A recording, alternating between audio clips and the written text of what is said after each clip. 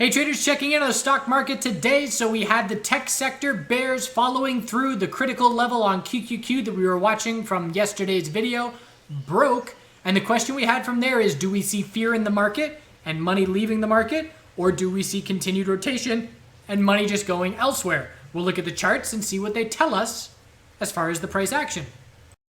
All right, so we can see on SPY, we definitely had a solid drop today, but a long lower wick shows bulls buying the dip. And what is most important to me is our line in the sand level, our last daily higher low, 410.59. If that level is holding, the bulls keep complete control on the daily chart, and they held it today. So looking at the hourly, this is going to be key for the vast majority of individual names tomorrow. We have to see bulls confirm hourly trend changes to regain momentum in their favor. The size of this bounce is definitely significant. We bounced well over half of the drop that we saw from pre-market. So that gives the bulls the space to work with. Tomorrow, it's going to be very telling. Can we confirm an hourly higher low and higher high or not? And this is the case for QQQ and a ton of individual names. Tesla, biotech sector, pretty much most names that we're going to look at. How we open tomorrow is going to dictate a lot. If we open higher, I am looking bearish, knowing that we have not changed the hourly trend yet to the bulls. If we open lower, I'm going to be watching for a bull entry, playing off the low of today to try and set up the hourly trend change attempt. So I have no idea in this moment what direction I'm going to be looking to day trade tomorrow. Tomorrow pre-market, that's going to give me the information. Higher open, I'm scouting bearish. Lower open, I'm scouting bullish, and not necessarily with SPY. That just means that's the direction I'm looking at, and then I need to zoom in on individual names and see which individual name I like the best for the setup in that direction. So hourly trend change back to the bulls needed. If we get it, SPY is still right near that all-time high. At this moment, we're maybe 1.5% from the all-time high, a little bit less than that. And the line in the sand will remain 410.59. QQQ. Clear bear break. So the thumbnail yesterday was QQQ critical support, and that was our daily higher low level, line in the sand, 333.97. We gapped down this morning right at that level and ended up breaking it first thing. And then we saw very significant bear follow through. Lower wick on today's candle shows the bulls buying some dip. It was an hourly bear flag for a while, and then the end of the day, bulls got to push up to create the space for the potential hourly trend change. So again, same thing. Higher open tomorrow, I'm scouting a bearish entry. Lower open, I'm looking for potential playoff supports, knowing that the bulls will have to confirm an hourly trend change back in their favor if we're going to see any shift in momentum. Bigger picture, we've just lost the daily uptrend after a triple top at the all-time high. Now what? Well, now we look for a weekly higher low, and the bulls still have plenty of space to work with. So if you have a longer term mindset, as long as we are in a weekly uptrend, you are looking to be a dip buyer in the face of weakness. Because for QQQ, anything above 307.39 is a higher low, and that is 6% more to the downside. So the most aggressive bulls we're buying today on this drop, and more patient bulls are waiting for an hourly trend change setup to have a support level to play off of. Today was a very tricky day as far as this bounce. When I am playing oversold bounces, which you know I love, my aggressiveness as a bull directly matches the aggressiveness of the bears. What do I mean by that? I mean, if we are free fall, waterfall dropping, I'm getting aggressive, and that needs to be a free fall on a lot of time frames and oversold on a lot of time frames. If we are stair-stepping down with bear flags, I am way more cautious because a slow bleed can drag on and drop slowly way longer. Every time you see a 5 or 15 minute bear flag, you cool off RSI. So on this first drop for the first half hour in the day, I was scaling into XBI. I'll go over that trade at the end of this video. And as soon as we bear flagged, I then become way more cautious. Look at the 5 minute RSI. It went from 13 and cooled off all the way back up to 29. And then another leg down, and then another weak bear flag, a leg down, a bear flag, a leg down. And then we finally set up the 5 minute trend change. And then the bulls really struggled to get anything going until the last hour where they shifted from an hourly bear flag and then it got enough follow through to favor an hourly higher low once we top out. So if you want to be watching tonight to see where we're going to shape up to set up in the morning, you're watching the NASDAQ futures chart and you're watching, can the bulls confirm the hourly trend change on this futures chart tonight? We need a higher low and higher high. If we get it, we zoom out and we scout a 4-hour lower high. Come on, TradingView. It's been slow the past couple days. If we change the hourly trend bullish overnight, we zoom out and scout a 4-hour lower high to be the result of that bounce. And then we'll have to see a 4-hour trend change back to the bulls if we're going to see significant follow through from there. I call that the zoom out game, and we've been doing it in the cryptocurrency space for years and years at this point. And I like it on the futures chart because the 4-hour time frame matters a lot more to me on the futures chart than it does on the regular trading hours chart. 6.5 hours in the trading day, a lot more hours in the overnight futures session. IWM, looking for a daily higher low, inside bar bear break. Size of the retracement at this point is starting to favor an equilibrium. So I'm just viewing this as our low, high of the bull move, scouting a higher low. We haven't confirmed a daily trend change yet because this came from a bear break straight into a bull move. So an hourly trend change back to the bulls is needed. You're going to hear me say that a lot because there are hundreds of names where that is the case. So tomorrow, the bulls have to confirm an hourly trend change. If we do, we zoom out and we scout a daily lower high, anything under 230.95. Those are frogs in the background. People are always very confused at what that noise is. XLF, all-time high. So we know the bulls, we know that money is rotating because the bulls are still extremely strong and at the all-time highs. So the broader market bulls breathing a sigh of relief as we were not seeing notable weakness out of all of our sectors. We started the morning with notable weakness out of all of our sectors just by breaking the lows of the previous days, but XLV did not break the low of yesterday, and then after the first half hour of trading, XLF did not hit a new low of the day from there, and bulls took over. So tech sector fear, yes. Broader market fear, not really, no. XLV held the low of yesterday, closed at the high of today, and the all-time high, 123.96, is in play. We are less than 1% from that level. So yesterday it was XLF and XLV who held strong while the tech sector was weak. Today was the same thing. I'm going to be watching to see if QQQ can confirm an hourly trend change back in favor of the bulls. Do we see some more significant consolidation in these sectors or not? Because again, that inverse relationship between XLF and QQQ has been very notable to me all this week. Biotech sector, big drop, big bear volume, and a close near the low. Look at the hourly bounce, very weak. Hourly bear flag confirmed into the end of the day, and we closed at that low. So we are failing to change the daily trend. We have not confirmed a daily higher low and higher high since the all-time highs. We were looking for the bulls to do it. We needed the bulls to ideally hold the EMA supports to try and favor continuation. And now we've given it all back. And even if we hold 125.90, we're just going to look for a daily lower high to be the result of the next bounce attempt. So I am still in a half swing position. And the only reason I'm still in a half swing position is because I sold half of that position and my break even on the trade is under 125.90. And I'm trying to let my swing trades play out a little bit more. I certainly, back in the day, my normal self would take all of that profit, but letting things run a little bit more on some positions, and worst case scenario, just giving back some profit.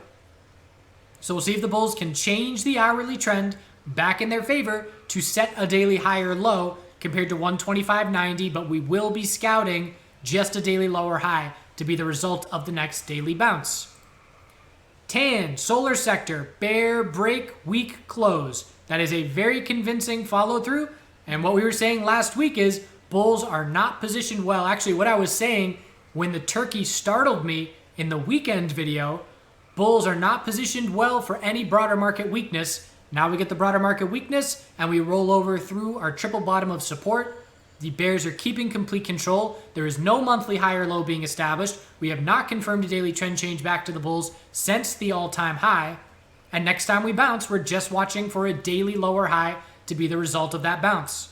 We are still looking for a monthly high or low as the most likely scenario. There's a ton of space where that monthly high or low can form. So our laggard sectors, our new laggard sectors, solar, EV, Biotech, and MJ, for the most part, bulls are not proving anything. USMJ holding up a lot better than Canadian MJ the last 2 days. But overall, those sectors are still leaving a lot to be desired from the bulls. They have nice bounces. They lack follow through. MSOS. So here's your big bull move. Here's your rejection from 44.68 initially. Daily pullback today, and it was a big hard drop. There were some names down 6%, 3%, 4%, but buying at the dip at the end of the day, that's keeping this a potential daily bull flag, and we're watching for the potential inverse head and shoulders. So I did exit 30% of my Curaleaf and Trueleaf positions yesterday, and I am going to continue holding the rest of those positions through earnings next week, as we are looking for monthly higher lows. The VIX daily trend change confirmed, but a big upper wick. Again, it's pretty much, if you see a big upper wick on a green day, you know that we likely were not seeing all of our major sectors at the low of the day at the same time. So it is a clear daily trend change, which means zoom out and scout a weekly lower high. And I would call anything under 3190 a weekly lower high. Nice initial morning move, but giving it back. Bulls scouting an hourly high or low, but size of the pullback favors an equilibrium to be the most likely result. The dollar bulls, right up at resistance. 4 hours still tight, but favoring the bulls. It's a cup and handle, just resistance, double top, and now trying to be a little bull flag. But as far as the daily chart is concerned, we haven't topped out on this bounce yet. And once we do, it'll then be up to the bulls to confirm the daily trend change back in their favor. And the daily trend change matters a lot more to me than just this initial bounce. You'll notice I'm not talking about the Yellen headline that came out today, because in my opinion, it's an absolute joke of a headline.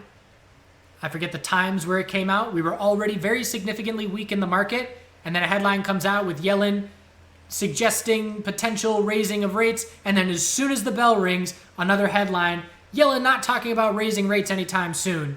It's just such a joke. In my opinion, it's almost like the Fed sees that the tech sector is down 3% and says, well, we got to give the general public a reason for this. We can't just say that Apple, one of the most important companies in the world, is down 4% just because. Meanwhile, we know it's because of overextended time frames, triple tops at all-time highs, and all these technical reasons. It's almost like, quick, Yellen, say something that we can have as a scapegoat as to why we're pulling back today. Okay, well, rates, maybe we're going to go up. Meanwhile, we've already been pulling back for 4 hours, and now all the talking heads can point back at this headline and say, well, this is why we had a big red day. No, it's not. It is not why we had a big red day. It's a lot of BS. Just part of the game. Gold. There's Yellen's impact on gold. So we have a double top at 1800. If we were to drop down and break the low of consolidation, that's a red flag in the short term. Double top and then break of support definitely would indicate notable weekly consolidation is likely coming from there. So very important support for the bulls to hold. We're right in the middle of that range. We're $20 below support. We're $20 below resistance, $23 above support. Right in the middle. Silver is stronger, but it reacted as well. Daily chart here, a more convincing bull break. Still not convincing, but it's more convincing. And again, the must hold is the low of that consolidation last week. 25.71 must hold for the bulls. Miners, Daily lower high potentially shaping up. That was the most likely scenario. If we see a bear break of 34.98, daily lower high is set, and the bears would then have to break 34.31 if we were going to confirm a daily downtrend. Oil bulls, daily bull flag confirmed. Very nice follow through, up at the highs. Only resistance is 66.15 and 67.29. Daily higher lows remain our guide. And again, look at how drastic this shift was. Bear volume and a 2-day drop. Set a support level. Weak bounce. That double bottom was such a clear shift in momentum as soon as it happened. Bulls have had absolute complete control since that point in time.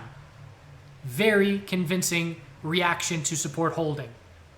Natural gas daily bull flag confirmed. As long as the bulls hold 2809, they keep complete control, and resistance 2965. Daily higher lows will be our guide for natural gas, but the energy space, at least the commodities of natural gas and oil, having a really good couple of weeks here in a row. So trading today, swing positions, pull back in metals, pull back in MJ, but the SQQQ position definitely helped in a big way. And again, I'm choosing this sector to be my horse because it's showing me more signs of weakness in the short term than the healthcare or the financial sector. So I'm not going to short SPY because those other sectors are holding on just fine. I'm going to short the individual sector that is the weakest of the three. That may change over the next few days depending on how much bounce follow through we are able to see, but sticking with SQQQ until bulls prove to me that I should exit that position. So the XBI trade that I took today, just scaling into the weakness as things hit extremes on the hourly, 15-minute, and 5-minute RSI levels. And again, it was a waterfall drop. First entry I made was a little bit early. It was around 131.40s. And I then said, okay, I'm going to make my last scale in on a break of 130, and I will set my stop loss after that. And because I'm not playing off of a support level, my stop loss is based on a dollar risk that I am willing to take on that trade. So 130 broke. I made my other entry. My break even at that point was maybe 130.60s. And scaled out into this strength. Scaled out initially, some of that position at break even because I was out of ammo at that point, and then exited the rest just under the 5-minute EMA 12. Decent little winner. It was a full position, so it did end up being a worthwhile trade. If it was only a half position, it certainly wouldn't have been. But then that bounce lacked any follow through, and again, the bears controlled into the end of the day, so I was done trading it after that bounce. Other than that, MNMD. So here's one, and this is just a face palm for me, but I'm live streaming this morning. I know I'm watching 309, key support from yesterday. We break it first thing this morning. I'm watching for the daily higher low to be set. I'm looking for an easy 15-20% bounce once that daily higher low is set. And we then, as I'm live streaming, I dictated the perfect trade, and I just didn't act. And it was, I was just overwhelmed. I don't know why I didn't act. But there was a big bid. The biggest bid I've ever seen on MNMD was at 305.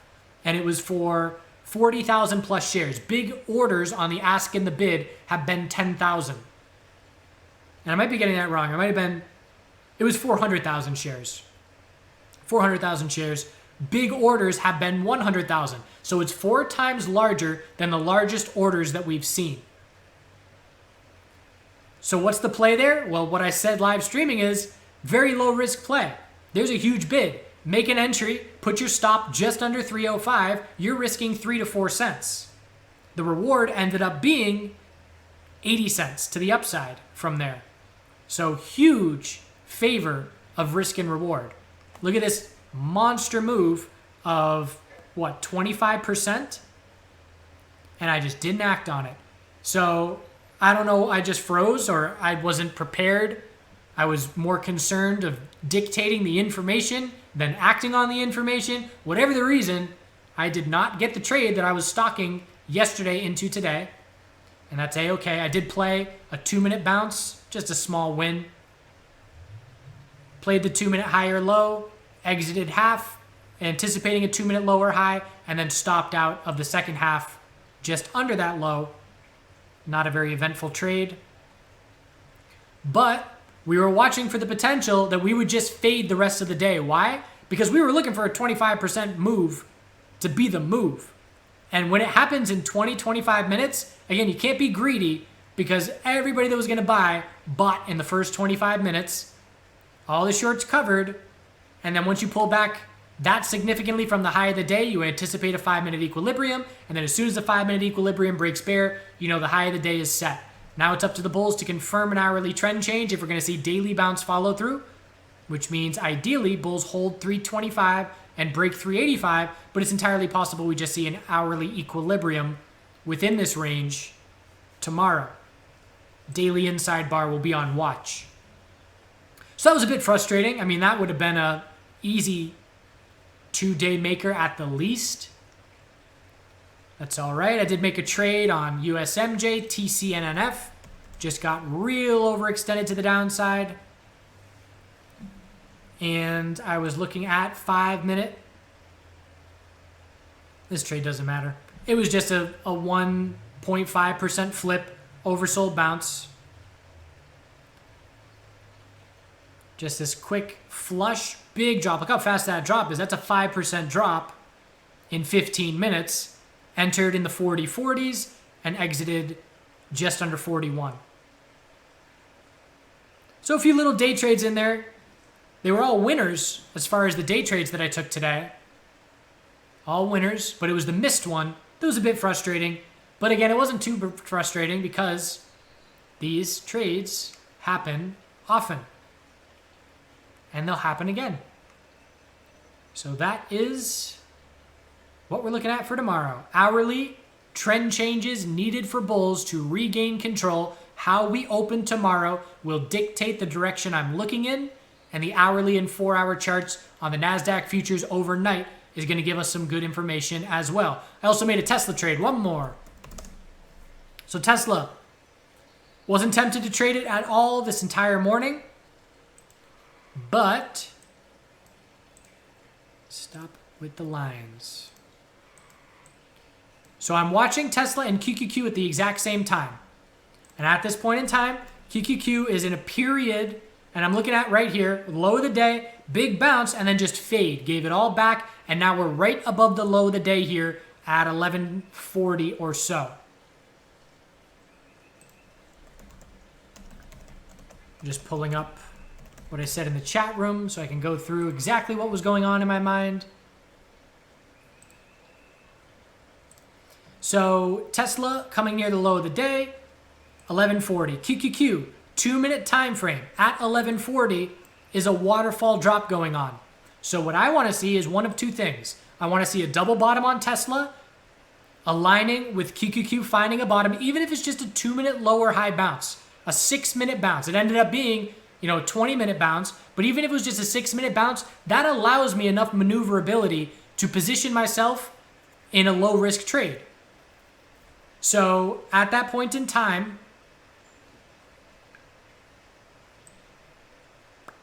chat room, 1155. Keeping an eye on Tesla if we new low of day with no follow through. So 1155. Where's QQQ at 1155? Right there. And it's a waterfall 2-minute drop. Again, I'm just looking for a little bounce for a 2-minute lower high. If it's the bottom, great. If it's not, I can work with that. So Tesla breaks the low of the day by less than $1. As soon as I see that happen, I give it about 60 seconds, and then I see a bullish 2-minute candle form on QQQ, and I say, good enough for me, I'm in. So in at 1157, stop 655.99. And I gave just a little bit of wiggle room, just in case it was a falling wedge, and we hit another little new low of the day with no follow through. Then the bounce gets underway. I exit half of my position in the 661s. At that point in time, my stop loss is break even. So out half, And only 2 minutes, out half after a 2-minute bounce. Because again, I'm assuming to remain protective, I'm not going to assume that I just nailed the low of the day on QQQ. I'm going to assume that we're just looking for a 2-minute lower high. And that keeps me protective and cautious, and it keeps me in a scenario where worst case, it's a small loss. And then I put my stop under the low of the day, and I gave the bulls a chance. I will give QQQ bulls a chance for a 5-minute trend change, which means I sit through the bounce because I sold half, so I don't have an urge to lock in any profit. I already did. I'm in a break-even risk trade, and I gave the bulls this chance for the 5-minute trend change. And they pulled it off. It certainly took their sweet time, but they pulled it off. And then my target was an hourly lower high on Tesla, and I wanted to sell at 670. But after we saw a new high here with zero follow through, I was just walking a stop loss up, and I stopped out on this pullback and exited in the 666s or 667s, just under my target, because again, I didn't want an hourly bear flag to miss my target and then stop me out break even. So locked in that trade, and it ended up being a decent little 1%er. So again, all little winner day traders, and that added up. It was a green day overall, which was nice, and SQQQ certainly helped that, but nice to offset metals, MJ, and biotech weakness through day trading and hedge position. So overall, pleased with how the week is going, and we'll see what tomorrow brings. Done talking, do good things, we'll see you tomorrow. An hourly tightening range. APA. Whoa. What you want?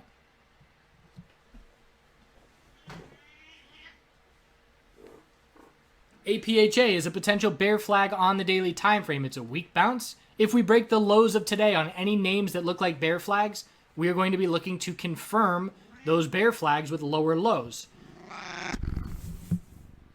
Bro, you're really messing with my flow.